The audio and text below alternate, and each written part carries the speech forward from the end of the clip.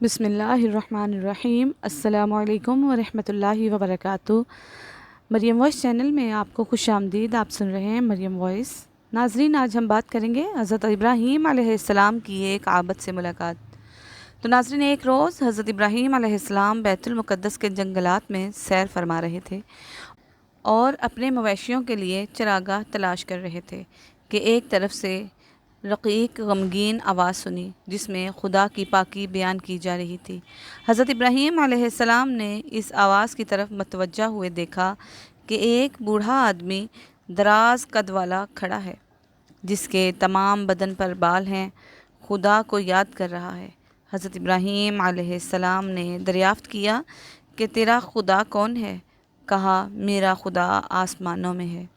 حضرت ابراہیم علیہ السلام نے دریافت کیا کہ زمین میں بھی وہی ہے یا دوسرا ہے؟ کہا، وہی ہے، اس کے سوا عبادت کے لائق دوسرا کوئی نہیں۔ اب حضرت ابراہیم علیہ السلام کو خدا کی وحدانیت کے بارے میں تسلی ہو گئی۔ اب دریافت کیا کہ تیرا قبلہ کہاں ہے؟ جواب دیا، کعبہ ہے۔ پھر پوچھا کہ تو کہاں سے کھاتا ہے؟ جواب دیا کہ صحرا میں یعنی جنگل میں، جب درختوں کے دانے وغیرہ پکتے ہیں تو میں چن لیتا ہوں اور وہی کھاتا ہوں۔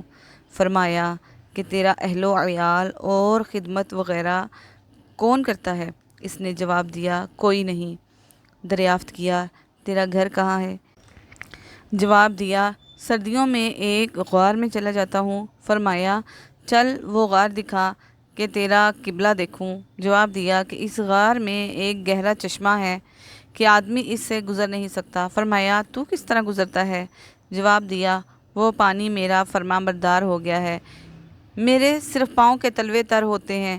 حضرت ابراہیم علیہ السلام نے فرمایا، جس نے تیرے لیے مسخر کیا ہے وہ میرے لیے بھی مسخر کر دے گا۔ حضرت ابراہیم علیہ السلام اس بوڑھے کے ساتھ آئے تو دونوں اس پانی کو عبور کر گئے۔ بوڑھا حیران ہوا، پھر غار میں جو اس کی مسجد تھی اس کے قبلے کی سمت دیکھی تو وہ بالکل صحیح کعبہ کی طرف معلوم ہوئی۔ پھر حضرت ابراہیم علیہ السلام نے دریافت کیا کہ دنوں میں کون سا دن زیادہ سخت ہے؟ بوڑھے نے جواب دیا، حساب کتاب کا دن، یعنی جب اللہ تبارک و تعالی عدل کی کرسی پر بیٹھے گا اور دوزخ بھڑکے گی۔ اس دن فرشتے، انسان اور جن سب گریہ وزاری کریں گے۔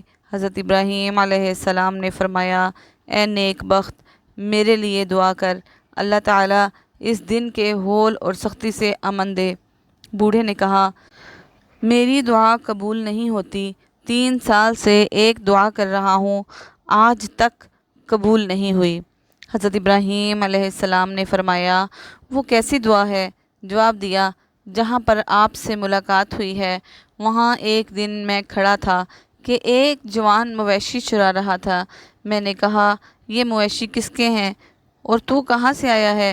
اس نے کہا، میں خدا کے دوست حضرت ابراہیم علیہ السلام کے گھر سے آیا ہوں اور یہ مویشی ان کے ہیں۔ اس دن سے میں دعا کر رہا ہوں کہ خدایا وہ اپنا دوست مجھے بھی ملا، آج تک وہ دعا منظور نہیں ہوئی۔ حضرت ابراہیم علیہ السلام نے فرمایا، وہ دعا آج منظور ہو گئی ہے، میں ہی ابراہیم ہوں۔ حضرت ابراہیم علیہ السلام نے اس بوڑھے کی اپنی طرف کھینچ کر معانقہ کیا۔ پھر اللہ تبارک تعالیٰ نے فرمایا، انی جاعلک للناس اماما، بے شک میں تجھے لوگوں کے لیے پیشوا بناتا ہوں۔ ایک دفعہ قحط پڑ گیا تو حضرت ابراہیم علیہ السلام غلے کے لیے کسی جگہ گئے لیکن غلہ نہیں ملا۔ پریشان پھرتے رہے۔ پھر ایک میدان میں سرخ رنگ کی ریتی تھی۔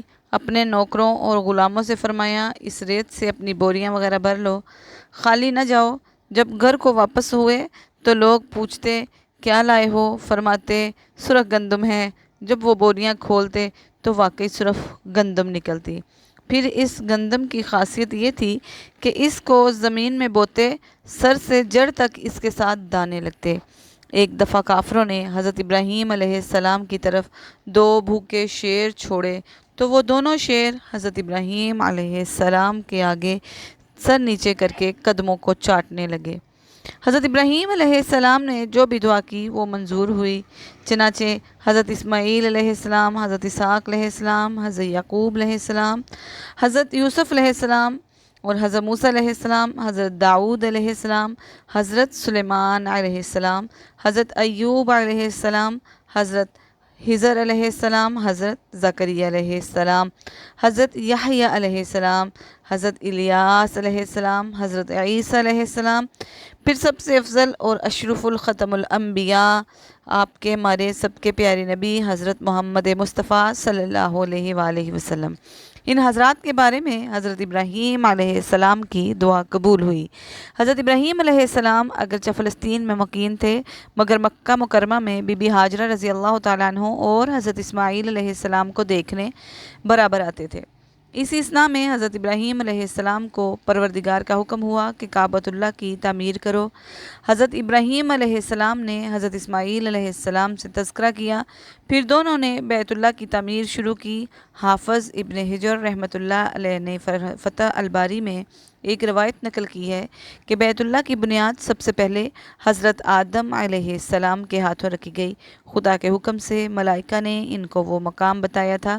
کعبہ کی تعمیر ہو گئی تھی، مگر پھر ہزاروں سال کے حوادث نے اس کو بے نشان کر دیا، مگر ایک ٹیلہ زمین کی ابھری ہوئی شکل میں موجود تھا۔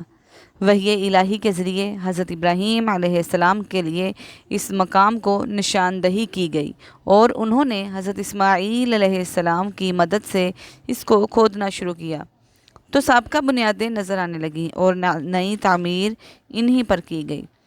اللہ نے قرآن میں ارشاد فرمایا ہے، ان اول بیت وضع للناس للذی ببکۃ مبارکا وہدی للعالمین۔